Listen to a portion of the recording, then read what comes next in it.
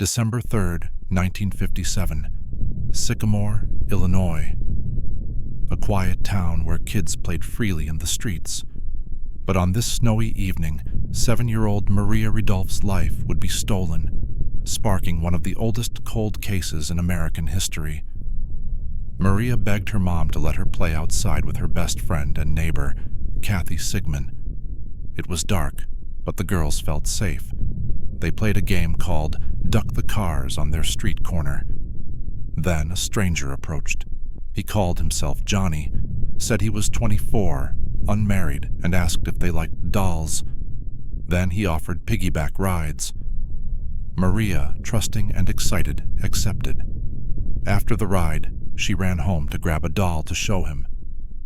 Kathy went to get her mittens. When she returned, Maria and Johnny were gone. Kathy told Maria's family, who immediately called the police. Within an hour, authorities were combing the area. Neighbors were questioned, but no one saw a man with the girls. The FBI joined the search, pinning Maria's disappearance between 6:45 and 7 p.m., but there were no leads. 5 months later, in April 1958, about 100 miles away near Woodbine, Illinois, 2 tourists searching for mushrooms along Route 20 stumbled upon skeletal remains hidden under a fallen tree. It was Maria. She was still wearing her shirt, undershirt, and socks. The FBI, noting she hadn't been taken across state lines, handed the case back to local police.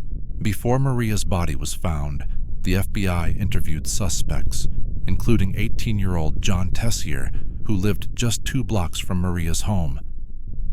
John was set to enlist in the U.S. Air Force. He claimed he was 40 miles away in Rockford that day, visiting a recruiting station. Records confirmed his visit, and a collect call to his parents' home at 6:57 p.m. backed his story. Enlistment officers also met him at 7:15 p.m. His alibi seemed airtight, so the FBI cleared him.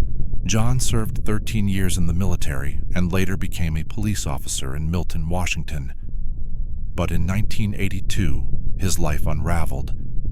He was charged with statutory rape of a 15-year-old runaway, pleaded guilty to a misdemeanor, and was fired.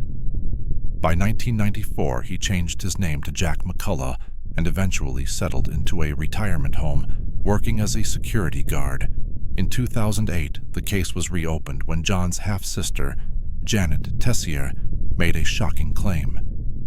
She said their mother, on her deathbed, implicated John in Maria's murder. Another bombshell followed.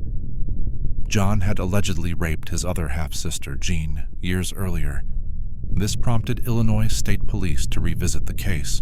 In 2012, now in his 70s, John, now Jack McCullough, was tried in DeKalb County for the rape of his half-sister and the kidnapping and murder of Maria Ridulph. The rape charge was dismissed for lack of physical evidence. But for Maria's case, despite no physical evidence, no clear motive, and his documented alibi, pressure from the Ridulph and Tessier families led to a conviction. At 73, John was sentenced to life in prison, but the story doesn't end there. In 2015, John appealed his conviction. County State's Attorney Richard Schmack reviewed the case and uncovered a critical oversight. Key evidence, like the 6:57 p.m. collect call and John's confirmed meeting with enlistment officers at 7:15 p.m., was excluded from the trial. With icy roads that night, it was impossible for John to drive 40 miles, abduct Maria, and make it to Rockford in time. Schmack concluded John was innocent. On April 12, 2017, John Tessier, now Jack McCullough, was released and officially declared innocent. But Maria's killer remains unknown. Her case, one of the oldest unsolved murders in the U.S., still haunts Sycamore. Who was the real Johnny? Will justice ever come for Maria Ridulph?